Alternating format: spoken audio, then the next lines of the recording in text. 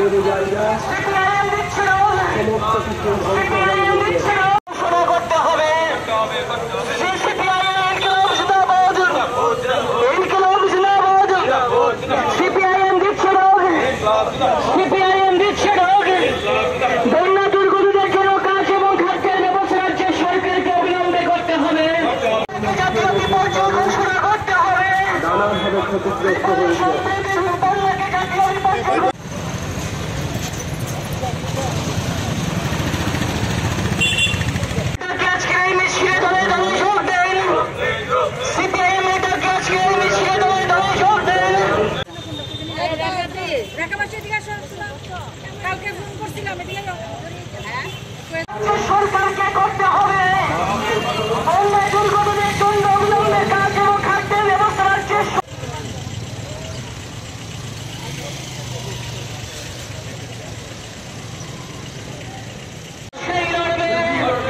ত্রিপুরা সম্প্রতি বন্যাকে জাতীয় বিপর্যয় হিসেবে ঘোষণার দাবিতে সিপিআইএম লড়ছেই লড়বে।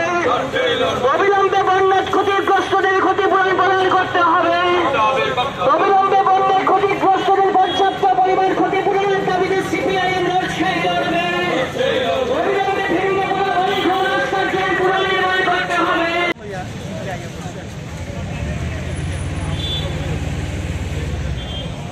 উপযোগী করার ব্যবস্থা গ্রহণ করতে হবে। বন্যায় ক্ষতিগ্রস্ত জনস্বাস্থ্য সুরক্ষা, পানীয় জল, শিশু খাদ্য ও চিকিৎসার ব্যবস্থা করতে হবে। বন্যা দুর্গতদের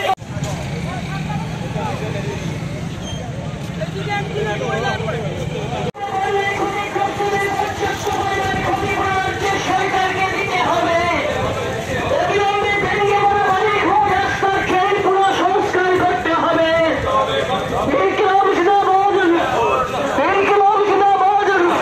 গোমতী জেলা, সিপাহীজলা জেলা, পশ্চিম জেলা মারাত্মকভাবে ক্ষতিগ্রস্ত হয়েছে এবং তার পাশাপাশি খোয়াই জেলা, ধলাই, ঊনকোটি এবং উত্তর জেলাও ক্ষতিগ্রস্ত হয়েছে। এই ক্ষতিগ্রস্ত মানুষের জন্য বন্যার বিপদের আশঙ্কা করে আমাদের সরকারি স্তরে বিভিন্ন দপ্তর আছে। ভয়াবহ প্রাকৃতিক বিপর্যয় হলে পর সেই বিপর্যয় মোকাবেলা করার জন্য সরকারি স্তরে অনেক দপ্তর আছে, কিন্তু আমাদের ত্রিপুরা রাজ্য সরকার এই প্রাকৃতিক বিপর্যয় থেকে মানুষকে রক্ষা করার জন্য যে দপ্তরগুলো আছে, প্রচন্ড বৃষ্টিপাতের একটা সম্ভাবনা আছে, এটা যেমন মানুষকে সতর্ক করেনি, সজাগ করেনি ত্রিপুরা সরকার, তার পাশাপাশি বিপর্যস্ত মানুষের পাশে দাঁড়াবার জন্য যে দপ্তরগুলো আছে, এই দপ্তরগুলোকে যথাযথভাবে প্রস্তুত করতে ত্রিপুরা সরকার উদ্যোগ গ্রহণ করেনি। এর ফলে আমরা লক্ষ্য করেছি বন্যায় যারা ক্ষতিগ্রস্ত হয়েছেন সেই সমস্ত মানুষরা তারা দারুণভাবে বিপর্যস্ত যখন হয়েছেন, সরকারি সাহায্য সরকার তাদের পাশে খুব বেশি দাঁড়াতে পারেনি।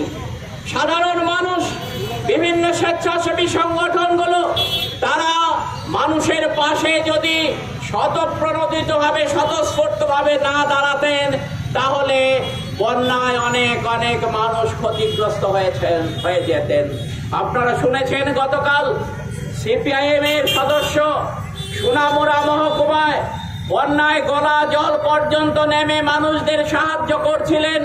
একের পর এক মানুষকে আস্থানায় পৌঁছে দেবার জন্য, রিফিউজি ক্যাম্পে পৌঁছে দেবার জন্য যখন সচেষ্ট ছিলেন, তখন বন্যার জলে এক বিষাক্ত পোকা তাকে কামড়ায় এবং এই বিষাক্ত পোকায় কামড় দেবার ফলে গত পরশুদিন সেই সিপিআইএম মেম্বার সোনামুড়া মহকুমায় তিনি মারা যান।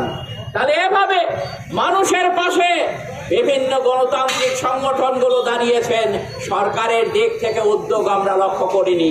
আর এখনো বন্যার জল নেমে গেলে পরেও এখনো বহু ত্রাণ শিবিরে মানুষেরা আছেন।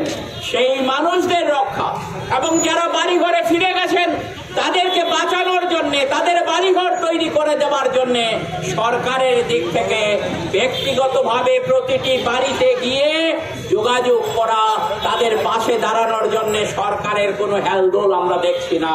আর তার জন্যে সরকারেরকে সতর্ক করার জন্য, সজাগ করার জন্য পশ্চিম জেলায় জেলা প্রশাসনের যে প্রধান, জেলা শাসকের কাছে আজকে আমরা এসেছি। আমরা চাই অবিলম্বে সরকার এই ক্ষতিগ্রস্ত মানুষের পাশে দাঁড়াক, এই লক্ষ্য নিয়ে আমরা এখানে এসেছি। এখানে এই সভায় এখন আলোচনা করবেন সিপিআইএম রাজ্য সম্পাদক মণ্ডলী। ওই সমস্ত এলাকায় যদি গাড়ি চলাচল না করে, যানবাহন চলাচল না করে, চলাচলের উপযুক্ত রাস্তা যদি নির্মিত না হয়, মানুষকে অসুবিধায় পড়তে হবে। সেখানে কি করে খাদ্য পৌঁছাবে, কি করে নির্মাণ সামগ্রী যাবে? কাজে এই রাস্তাগুলি দ্রুততার সঙ্গে সেখানে রিপেয়ার করার ব্যবস্থা করতে হবে। জাতীয় সড়ক সহ যে সমস্ত সড়ক ক্ষতিগ্রস্ত হয়েছে সেগুলো পুনর্নির্মাণ করার জন্য কেন্দ্র এবং রাজ্যকে সেখানে বিশেষ টিম গঠন করে এগিয়ে আসতে হবে। রাস্তাগুলি দ্রুত পুনর্নির্মাণ করতে হবে, ব্যবহারের যোগ্য করে তোলার জন্য সরকারের কাছে আমরা দাবি জানিয়েছি। চলছে সেটাকে উপেক্ষা করে জনজীবনের যে সমস্যাগুলো, মানুষের যে সমস্যাগুলো, এই সমস্যাগুলো নিয়ে একটা বিরাট মিছিল আগরতলা শহরে বিভিন্ন পথ পরিক্রমা করে এখানে আপনারা জেলা শাসকের কাছে এখানকার মানুষের সমস্যাগুলো তুলে ধরার জন্য এসেছেন। আপনাদের পক্ষ থেকে প্রতিনিধি দল তারা গিয়েছেন, তারা বক্তব্য তুলে ধরবে। ইতিমধ্যে কারা কারা প্রতিনিধি দলে যাবেন তাদের নামও ঘোষিত হয়েছে। বন্যা বিপর্যয় আমাদের রাজ্যে নতুন না, এর আগেও বন্যা হয়েছে। তবে এবারকার বন্যা এটা ভয়ঙ্কর, প্রলয়ঙ্করী এবং খুব বড় বেশি বন্যা বলে আমরা মনে করি। এই বন্যায় গোটা রাজ্যের প্রায় অর্ধেক মানুষ ক্ষতিগ্রস্ত। কয়েকটা মহকুমা বাদ দিয়ে অধিকাংশ মহকুমা জেলাগুলো নানাভাবে সেখানকার মানুষ বন্যায় আক্রান্ত হয়েছেন বা ক্ষতিগ্রস্ত হয়েছেন। এবং এই বন্যার্তদের সাহায্যের দাবিকে সামনে রেখে ইতিমধ্যে আমাদের কর্মীরা এগিয়ে এসেছেন, আমাদের সমর্থক দরদিরা এগিয়ে এসেছেন। বন্যা হতে পারে এই সম্পর্কে আবহাওয়া দপ্তর থেকে আগে একটা ভবিষ্যৎবাণী ছিল, কিন্তু আমাদের রাজ্যের সরকার এটা মানুষকে যেভাবে অবহিত করা দরকার সেভাবে মানুষকে অবহিত করেননি এবং আগাম সতর্কতা যেটা দেওয়া দরকার ছিল সেই সতর্কতা দেননি। 1983 সালে একটা বন্যা হয়েছিল, সেই বন্যায়ও মানুষকে আমরা আগাম সতর্ক করেছিলাম, সেটাকে মোকাবিলা করেছি। ইতিমধ্যে 33 জনের মতো মানুষ এই বন্যায় মারা গিয়েছেন। যারা মারা গিয়েছেন তাদের প্রতি আমরা সমবেদনা জানাচ্ছি জমায়েতের পক্ষ থেকে। এতগুলো প্রাণ গেল, এটাকে তো আটকানো যেত যদি আগাম ব্যবস্থা সরকারের দিক থেকে থাকতো। মানুষকে বন্যার সময় কিভাবে উদ্ধার করতে হয়, কিভাবে যেখানে বন্যা থেকে রক্ষা পাওয়া যায় সেখানে নিয়ে যেতে হয়, তার জন্য আগাম ক্যাম্প করতে হয় এবং যে এলাকাগুলো নদীর পার্শ্ববর্তী এলাকা সেখান থেকে মানুষকে বুঝিয়ে সরিয়ে নিতে হয়। এটা সরকারের দায়িত্বের মধ্যে পড়ে। আমরা লক্ষ্য করলাম সরকার সেই দায়িত্ব পালন করলেন না। ব্যাপক বৃষ্টিপাত হলো, সেই বৃষ্টিতে আপনাদের আগরতলা শহর কোমর সমান জলের নিচে ডুবে গেল। সারা রাজ্যে জলে মানুষ সেখানে কিভাবে জীবন রক্ষা করবে এই অবস্থা তৈরি হয়েছিল। অনেকে মারা গেছেন, সেই মৃতদেহ পর্যন্ত সৎকার করা যায়নি, দেরিতে সেখানে সৎকার করতে হয়েছে। একটা পরিস্থিতি যে ভয়ঙ্কর তৈরি হয়েছিল, এটাকে রক্ষা করার জন্য কিভাবে মানুষকে বাঁচানো যায়, এটা সরকারের দিক থেকে যদি আগাম কিছু ব্যবস্থা থাকতো তাহলে এত ক্ষতি হতে বলে আমাদের মনে হয় না। যাই হোক, আমাদের যারা বামফ্রন্টের কর্মী নেতারা তারা তাদের সাধ্য অনুযায়ী বন্যার্থ মানুষকে রক্ষা করার জন্য এগিয়ে এসেছেন এবং একজনের জীবন তো বিপন্ন হলো। গত পরশুদিন আইএলএস হাসপাতালে সে মারা গেছেন, সোনামুড়া মহকুমা। সে একটা মানুষকে বাঁচাতে গিয়ে তার জীবন উৎসর্গ করেছেন। এখানেও আগরতলা ইন্দ্রনগর এলাকায় এই ধরনের একটা ঘটনা ঘটেছে। আমরা এখন এই বন্যা নিয়ে রাজনীতি বা দলবাজি করতে চাই না, কিন্তু মানুষের কথা বলাটা যদি দলবাজি হয় কি করা যাবে? মানুষের সমস্যার কথা বলা যদি সেখানে এটাকে রাজনীতি বলা হয় বলবেন, কারণ মানুষের সমস্যার কথা তুলে ধরাটাই তো রাজনীতি, এবং এটাই কি বলে সঠিক রাজনীতি। অল পার্টি মিটিং ডেকেছে, আমরা সরকারের কাছে গিয়ে বলেছি সমস্ত প্রকার সহযোগিতার হাত আমরা বাড়িয়ে দেব। সেই মিটিংয়ে বামফ্রন্ট তথা সিপিএম এর পক্ষ থেকে আমরা বলেছিলাম যে এই বন্যার্থদের জন্য যেখানে যেখানে ক্যাম্প দরকার সেখানে ক্যাম্প খুলতে হবে, তাদের প্রয়োজনীয় শিশু খাদ্য এবং মহিলাদের এবং মানুষদের যারা এক কাপড়ে বেরিয়ে এসেছেন তাদেরকে সেখানে বস্ত্র দেওয়া, থাকার ব্যবস্থা করা, রান্না করা, খাদ্য পরিবেশন করার জন্য দাবি জানিয়েছিলাম। আমরা বলেছিলাম ব্যবস্থা করা হোক, আমরা দেখলাম সরকার সেটা সব জায়গাতে সমানভাবে করে ওঠেননি। এটা ঠিক, মানুষ তার বাড়িঘর ছেড়ে বেরিয়ে আসতে চান না।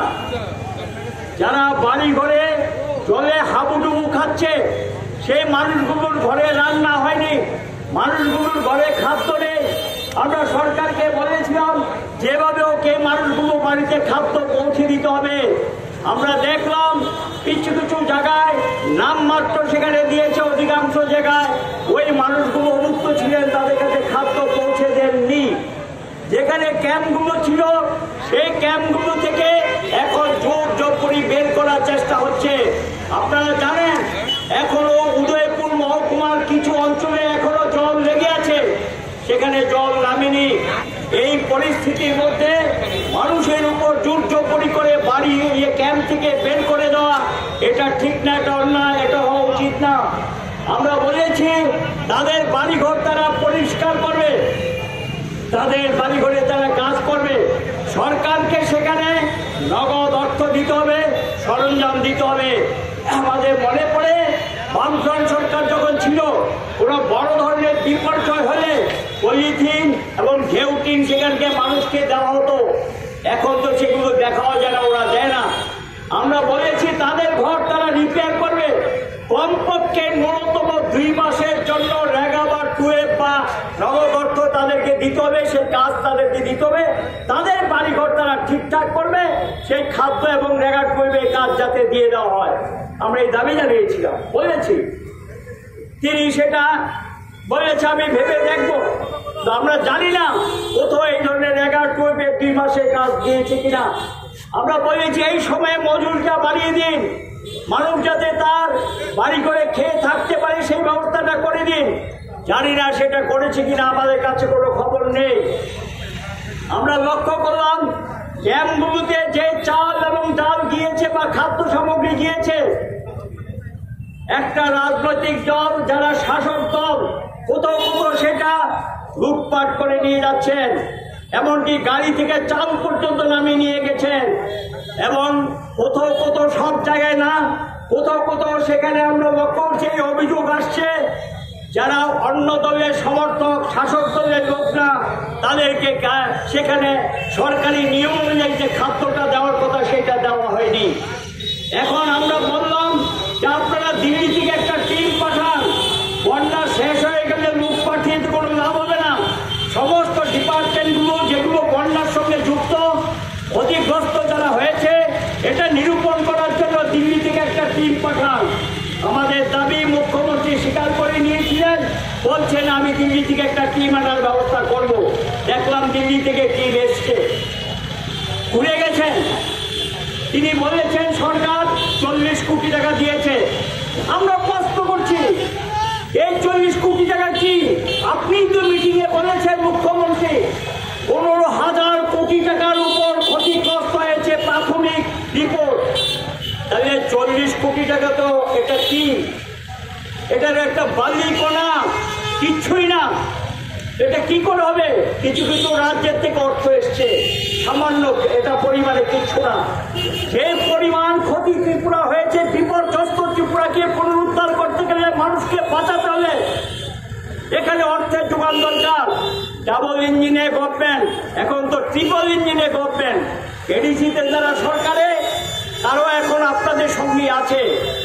আপনার কেন্দ্র, আপনার রাজ্য, তাহলে অর্থ আসবে না কেন? কেন মানুষ অর্থ পাবে না? বন্যা হয়ে গেছে আজকে প্রায় 15 দিনের উপর, এখনো বাড়ি ঘরেগুলি নির্মাণ করার জন্য মানুষের কাছে অর্থ পৌঁছায়নি। বন্যা হয়ে গেছে, অনেক দিন হয়েছে। বন্যা বিধ্বস্ত এলাকার এই সমস্ত লিঙ্ক রোড, এই রোডগুলোর অবস্থা খুবই খারাপ, রাস্তার অবস্থা খুবই খারাপ। এগুলি সংস্কারের কাজে হাত দেওয়া হয়নি। রিপোর্টে তিনি বলেছিলেন যে প্রায় 6 থেকে 700 জায়গাতে ল্যান্ডস্লাইড হয়েছে। সেই জায়গাগুলিতে যে ক্ষতিটা হয়েছে এটাকে নিরূপণ করে ক্ষতিপূরণ দেওয়া হবে। ল্যান্ডস্লাইডে ভূমিধসে মানুষ মারাও গেছে। এবং সেখানে তিনি বলেছিলেন মুখ্যমন্ত্রী মিটিংয়ে যে ক্ষতিগ্রস্তদের মধ্যে প্রচুর সংখ্যক ব্রিজ এবং বক্স কালভার্ট নষ্ট হয়ে গেছে, রাস্তা ড্যামেজ হয়ে গেছে। তার জন্য যে অর্থ দেওয়ার কথা, সেই অর্থ তো দেওয়া দরকার ছিল। এগুলি যাতে দ্রুত রিপেয়ার করা যায়, মেনটেনেন্স ওয়ার্কটা করা যায়, তার জন্য আমরা জানি